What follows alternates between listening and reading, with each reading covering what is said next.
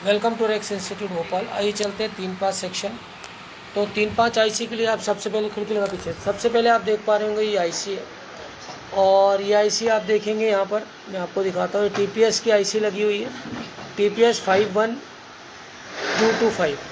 अब इस आईसी के बारे में सारा कुछ बता रहा हूँ और एक यूनिवर्सल कंसेप्ट भी समझाता हूँ कि क्या होता है। सबसे पहले इसमें वी इन है, तो ये डीसी बैट आउट है, तो मतलब यहाँ पर क्या होगा, एडाप्टर का वोल्टेज भी हो सकता होगा और क्या होगा, बैटरी का वोल्टेज भी होगा। तो ये चलते इसमें हम आगे घुसते हैं। तो आप देखिए यहाँ पर क्या लिखा है, वी इन पर ये लिखा है डी वाई, तो ये नहीं होगा, ये होगा, ठीक है। ये कैपेसिटर लगा है, वोल्ट इन 19 आएगा।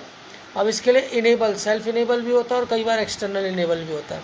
तो ये आते ही इस आईसी का पहला रिक्वायरमेंट क्या है, वी इन। वी इन आते ही यहाँ पर वीरेज 3 और वीरेज 5 क्या होने चाहिए, बनने चाहिए। तो ये एलडीओ वोल्टेज है और ये एलडीओ वोल्टेज कहाँ पर जाएगा, 3 कहाँ जाएगा, 3 जाएगा सर ऑन ऑफ स्विच पे, ऑन ऑफ स्विच पे जाएगा, रोम पे जाएगा, नॉर्थ ब्रिज पे जाएगा, साउथ ब्रिज पे जाएगा, आईओ पे जाएगा, सबके लिए स्टैंड बाई वोल्टेज।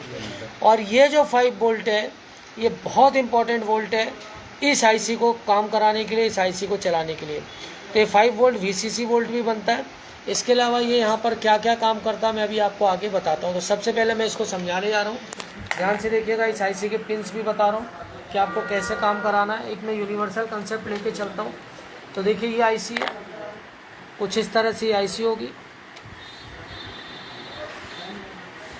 किसी आईसी का नंबर नहीं लिख रहा हूँ मैं, एक नॉर्मल बता रहा हूँ। सबसे पहले यहाँ पर क्या आएगा, 19 वोल्ट आएगा। ये 19 वोल्ट क्या हो सकता है, देखिए यहाँ पर ये 19 वोल्ट कैसे आया है, इसमें कई बार एक डायोड भी लगा होता है। तो यहाँ पर तो डीवाई कर दिया, तो ये है नहीं, डीवाई मतलब नॉट अवेलेबल। तो यहाँ पर एक ये डीवाई कैपेसिटर क्या किया हुआ है, यहाँ पर ग्राउंड और वी इन क्या है, यहाँ से 19 वोल्ट या क्या होगा 10 वोल्ट या 12 वोल्ट जो भी बैटरी का वोल्ट है वो इन होगा, ठीक है सर। इतना इन होते ही जो यूनिवर्सल कंसेप्ट है, यहीं से क्या होता है, एक वोल्टेज डिवाइडर बनता है। वोल्टेज डिवाइडर बन के क्या होगा, ये यहाँ पर क्या हो जाएगा, इसको इनेबल क्या बन जाएगा, एलडीओ का इनेबल हो जाएगा। तो ये आईसी यहाँ पर क्या निकालेगी, वीरेज वोल्टेज, एलडीओ वोल्टेज, अलग अलग आईसी अलग अलग स्कीमेटिक अलग अलग वर्ड यूज़ करता है। तो यहाँ पर ये 3.3 वोल्ट एलडीओ हो जाएगा और ये क्या हो जाएगा 5 वोल्ट एलडीओ हो जाएगा। तो ये रोम पर, आईओ पर, सब जगह जाएगा। अगर इस आईसी की बेसिक रिक्वायरमेंट 19 वोल्ट पूरा है और ये वोल्टेज डिवाइडर के थ्रू इनेबल पूरा है, उसके बाद ये 3.3 वोल्ट नहीं निकाल रही, तो हम मानते हैं कि आईसी खराब है। लेकिन आईसी खराब बोलने से पहले आप क्या करोगे, चेक करेंगे सर। आप ये 3.3 वोल्ट जहाँ जा रहा है उस सेक्शन को भी एक बार चेक करो। अगर वो सेक्शन खराब है तो भी क्या हो सकती है, दिक्कत हो सकती है, सीधा करो इसको, वो तो भी क्या हो सकती है, दिक्कत हो सकती है। अब यहाँ पर आपको क्या करना है, ले आए। अब यहाँ पर आपका 3 वोल्ट ये समझ में आ गया कैसे, और 5 वोल्ट, अब ये 5 वोल्ट के बारे में आगे आपको समझाता हूँ। अब इस आईसी से क्या होते हैं, यहाँ पर 2 मॉसफेट लगे होते हैं, क्या लगे होते हैं, और ज़्यादातर 90% केस में क्या होंगे, ये एन चैनल होंगे। कुछ एक बोर्डों में ये पी चैनल भी चलता है, उसका ही वीडियो बहुत जल्दी बनाऊंगा। अब यहाँ पर क्या होगा, ड्रेन, यहाँ पर क्या होगा, गेट, यहाँ पर क्या होगा, सोर्स। तो सोर्स और गेट कहाँ पे होता है मालूम है, कहाँ पर होता है, पहला सोर्स, पहले 3 सोर्स होते हैं, गेट होता है। तो अभी मैं आईसी की इजी हो जाए इसलिए ऐसा बना रहा हूँ। फिर ये क्या होंगे, ड्रेन, फिर ये क्या हो जाएंगे, ये ग्राउंड। अब यहाँ भी 19 वोल्ट आ जाएगा और यहाँ भी क्या आ जाएगा, और यहाँ भी क्या हो जाएगा, इसको यहाँ ले लेते हैं गेट को, और ये क्या हो जाएगा यहाँ पर, इसका गेट भी मैं इसी साइड ले लेता हूँ, है ना। इन गेटों की क्या कहानी बताता हूँ, ये हाई गेट है और ये लो गेट है, ठीक है, या मेन मॉसफेट, सपोर्टिंग मॉसफेट, इस तरह से आप ले सकते हो। अब इस आईसी पर आपको ये पिन समझ में आ गई, ये कौन सी पिन है, 5 वोल्ट एलडीओ और 3 वोल्ट एलडीओ। क्या नाम होता है इसका, वीरेज 5 और वीरेज 3। और जहाँ पर 19 वोल्ट आता है उसको हम क्या कहते हैं, V in pin, volt in pin, जहाँ पर 19 वोल्ट क्या होता है, एंटर होता है। इसके बाद इस आईसी में आपको क्या क्या चीज़ें ध्यान रखनी है कि इस आईसी से सबसे पहले क्या होगा, ये जो गेट है ये क्या कहलाएगा, क्या बोलेंगे इसको, हाई गेट ड्राइवर, और इसको क्या बोलेंगे? लो gate driver.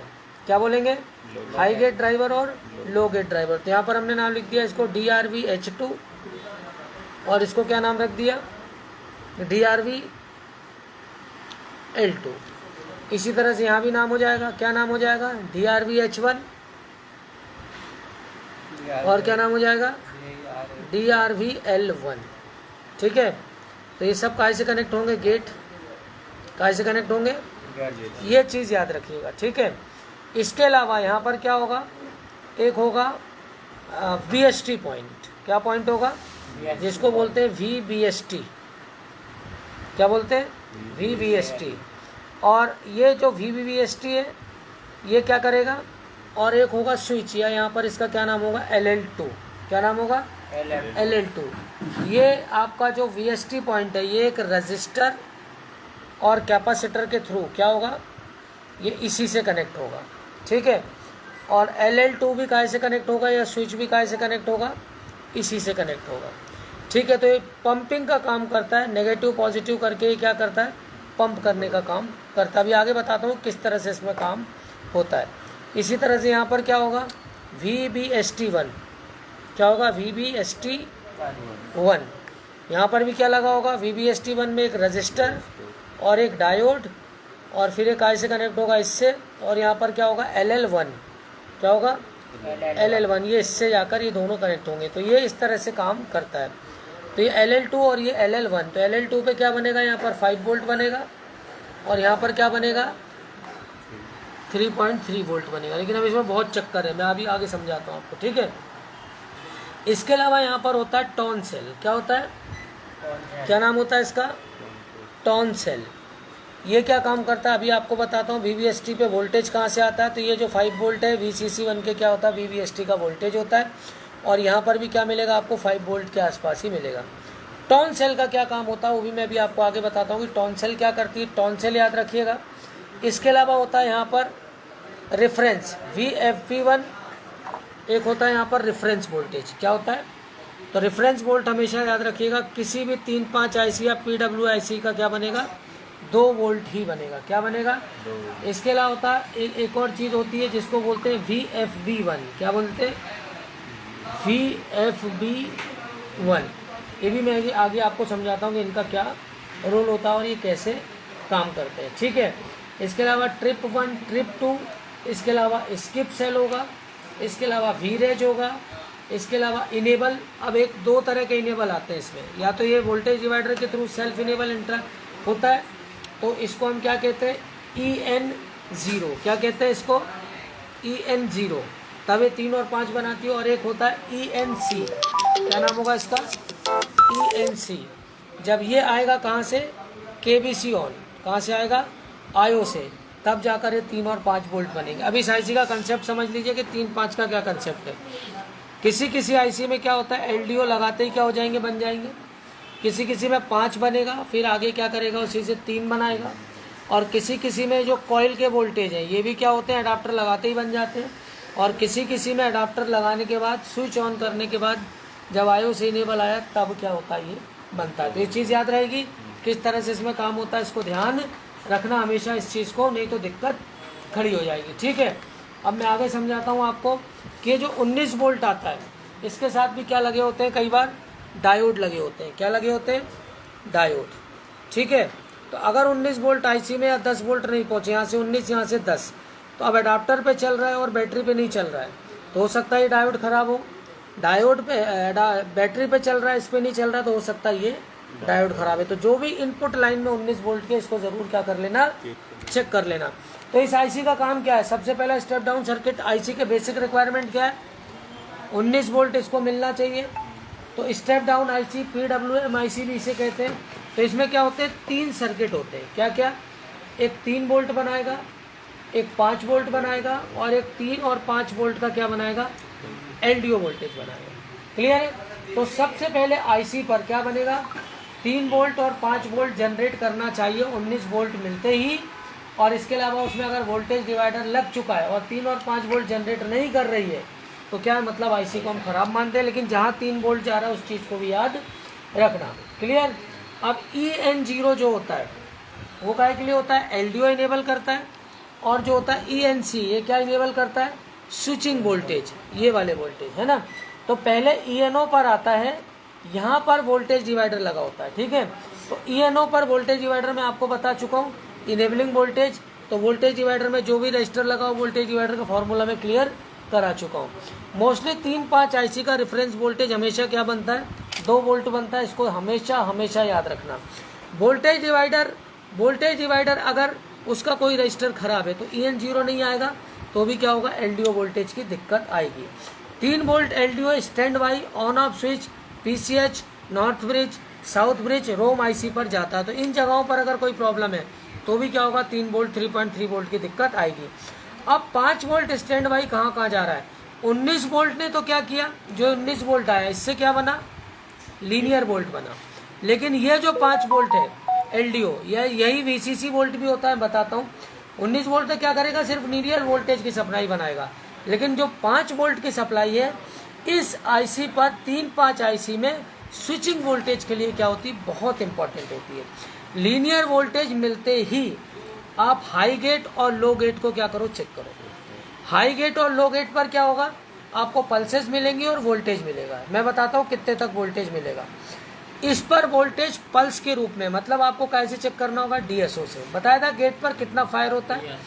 19 volt main MOSFET के ड्रेन पर आना चाहिए, ये क्लियर है। आउटपुट 3 और 5 वोल्ट ये फिक्स है। जैसे अगर हम VRM सर्किट कोर IC की बात करें CPU की, तो उसका आउटपुट क्या नहीं होता, फिक्स नहीं होता। लेकिन इस IC का वोल्टेज क्या होता है, आउटपुट फिक्स होता है कि 3.3 और क्या निकालना है, इसे 5 ही निकालना है, इससे ऊपर ये नहीं करेगी। तो हाई गेट और लो गेट रिक्वायरमेंट चेक करने का तरीका, तो सबसे पहले ये LL2 और LL1 इसको क्या कहा जाता है, स्विच भी कहा जाता है। फर्स्ट मॉसफेट का सोर्स, सेकंड मॉसफेट का ड्रेन जहां पर मिलते हैं उसको क्या कहा जाता है, LL2 और LL1। तो ये पॉइंट क्या कहलाते हैं, LL1 और LL2। तो ये प्राइमरी मॉसफेट का ड्रेन, सेकेंडरी का सोर्स, प्राइमरी का सोर्स, सेकेंडरी का ड्रेन जहां मिल रहे हैं वो क्या है, स्विच, या LL1 और LL2 के नाम से जाने जाते हैं। इस IC में बेसिकली 4 ड्राइवर गेट है। कौन सा, मेन मॉसफेट का, अपर ड्राइवर, लोअर ड्राइवर, सेकेंडरी में 3 वोल्ट का, मेन मॉसफेट का गेट, सेकेंड मॉसफेट का गेट। तो 4 क्या हैं, ड्राइवर लगे। तो इनके नाम क्या होते हैं, DRV-H2, DRV-L2, DRV-H2, DRV-L2। अभी जो मैंने बताया था, हाई गेट ड्राइवर को कार्य कराने के लिए 2 रिक्वायरमेंट है। काय की रिक्वायरमेंट होती है, इसमें 2 रिक्वायरमेंट होती है। क्या क्या, सबसे पहले फेस, क्या होगा, फेस पिन होगी, जो हाई गेट के नेगेटिव से क्या होगी, कनेक्ट होगी। और दूसरा होगा VVST, क्या होगा, VVST, ये हाई गेट का पॉजिटिव होगा। तो हाई गेट का पॉजिटिव VVST पॉजिटिव वोल्ट देगा, और फेस VVST को क्या देगा, नेगेटिव। और इनके बीच में रजिस्टर और कैपेसिटर लग के क्या होंगे, पूरे काम करेंगे। ये दोनों 3-5 के लिए होते हैं, 3 वोल्ट कॉइल और 5 वोल्ट कॉइल के लिए। तो VVST बहुत ज़रूरी और फेस भी बहुत ज़रूरी पिन होती है इसकी, ठीक है। अब आगे चलते हैं, आगे क्या होगा, ये क्लियर हो गया इतना। VVST और LL2 से एक रजिस्टर, ये रजिस्टर और एक कैपेसिटर जुड़े होते हैं, जो बेसिकली क्या करते हैं, पंपिंग का काम करते हैं। काय का काम करते हैं, चार्ज पंप का कार्य करते हैं। मतलब ये कैपेसिटर चार्जिंग और डिस्चार्जिंग होगा। अब देखो इस कैपेसिटर को मैं आपको दिखाता हूँ। इस कैपेसिटर, देखिए ये कैपेसिटर लगा है, ये आपका यहाँ पर आपको दिख रहा है कैपेसिटर, ये रजिस्टर लगा है। इसी कैपेसिटर और रजिस्टर की मैं बात कर रहा था, ठीक है। तो यहाँ पर जो ये कैपेसिटर होता है, ज़्यादातर क्या होता है, 16 वोल्ट का लगा होता है। कितना लगा होता है, 16 वोल्ट का। इस चीज़ की याद रखना, हैवी कैपेसिटर होता है, ठीक है। तो ये चार्जिंग का काम करता है। और जो VVST 2A और VVST, ये बूट स्ट्रैप है, जो वोल्टेज बनाता है। ये जो VVST जो वोल्टेज बनाता है, इसी लॉजिक से ड्राइव पर वोल्टेज बनता है। मतलब ये ड्राइव है, हाई ड्राइव और लो ड्राइव पर क्या होता है, वोल्टेज बनता है। VVST पर जो वोल्टेज आता है वो कहाँ से आता है, VVST पर जो वोल्टेज आता है, रजिस्टर कैपेसिटर के अलावा इसके अंदर एक इंटरनल डायोड भी लगा होगा या बाहर डायोड लगा होगा, ठीक है। तो ये और इसी डायोड पर VCC वोल्टेज आता है। और ये VCC वोल्टेज होता है जो IC का LDO का 5 वोल्ट होता है। ये इस डायोड का क्या बनता है, VCC। तो ये वोल्टेज मिस है तो आपके कॉइल वोल्टेज काम नहीं करेंगे। क्लियर हो गया। तो हाई गेट ड्राइवर के लिए ज़रूरी है। क्लियर हो गया कहानी। तो रजिस्टर, कैपेसिटर और ये कब काम करेंगे, जब VVST पर LDO 5 वोल्ट क्या होगा, VCC के रूप में काम करेगा। और ये वोल्टेज डायोड के एनोड पर आता है। कहाँ पर आता है, एनोड पर आता है, VCC के रूप में। तो बूट स्ट्रैप पर 5 वोल्ट के आसपास, इस पर आप कितना वोल्टेज मिलेगा आपको, यहाँ पर 5 वोल्ट के आसपास। लेकिन ये 5 नहीं, कई बार 6 भी मिलता है, 8 भी मिलता है, 10 भी मिलता है। तो यहाँ पर वोल्टेज आपको मिलना चाहिए। अगर वोल्टेज मिसिंग है तो ये आपके कॉइलें काम नहीं करेंगी। अब कॉइल वोल्टेज को भी इनेबल चाहिए। कॉइल वोल्टेज को भी क्या चाहिए, इनेबल चाहिए। तो ये इनेबल कहाँ से आता है, आईओ से आता है। कहाँ से आता है, आईओ से आता है। ये इनेबल कॉइल वोल्टेज भी डिपेंड करता है। कभी कभी अडाप्टर लगाते ही कॉइल वोल्टेज, LDO वोल्टेज सब बन जाते हैं। और कभी कभी क्या होता है, आईओ से क्या करता है, वेट करता है कि आईओ से क्या है, इनेबल आए तब क्या होगा। तो इस पर कौन सा वोल्टेज, कौन सा इनेबल आता है, KBC ऑन। कहाँ से आता है, KBC ऑन। तब जाकर ये 3-5 बनना चालू होता है, ठीक है। और तब जाकर 3-5 का कॉइल वोल्टेज चालू होता है। कॉइल वोल्टेज के लिए एक टॉन्सिल भी ज़रूरत होती है, इसको कहते हैं टॉन्सिल। क्या कहते हैं, इसका फुल फॉर्म हम बात करूं तो टाइम ऑन सिलेक्शन इसका क्या होता है, फुल फॉर्म होता है। इस पिन पर वोल्टेज जरूरी है। अब देखिए कैसे काम करता है। टॉन्सिल पर वोल्टेज कहाँ से आता है, जो VREG 3.3 वोल्ट होता है, ठीक है, LDO, वो कहाँ पर आता है, टॉन्सिल पर आता है। इस पर वोल्टेज आएगा 0 ओम रजिस्टर लगकर। तो देखिए अगर इसमें दिया है तो मैं दिखाता हूँ आपको टॉन्सिल।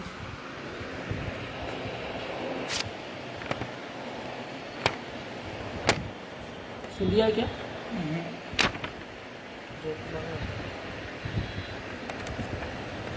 बाहर दिया है क्या, कहीं पिन में दिया है क्या, नहीं तो 5 वोल्ट टॉन्सिल बोल रहा हूँ मैं, इसमें नहीं दिया तो इंटरनली होगा, इसमें नहीं दिया। मैं टॉन्सिल इस सब का काम भी बताता हूँ अभी आपको, ठीक है।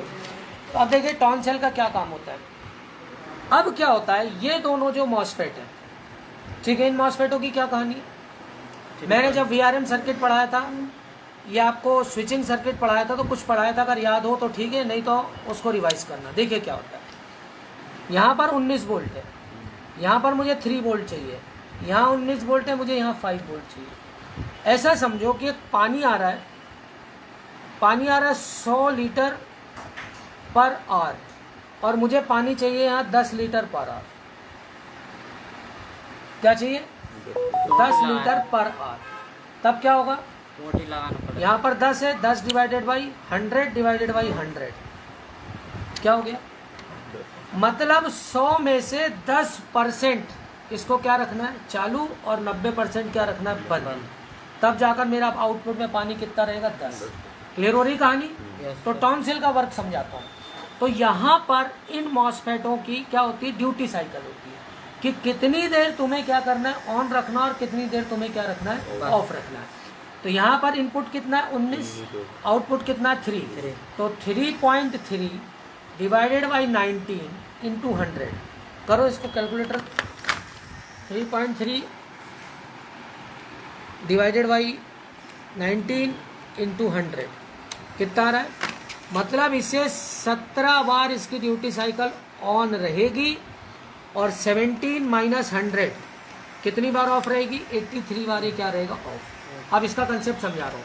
5 में क्या होगा, 5 डिवाइडेड बाई इनपुट है 19 इंटू कितना करना है, 100।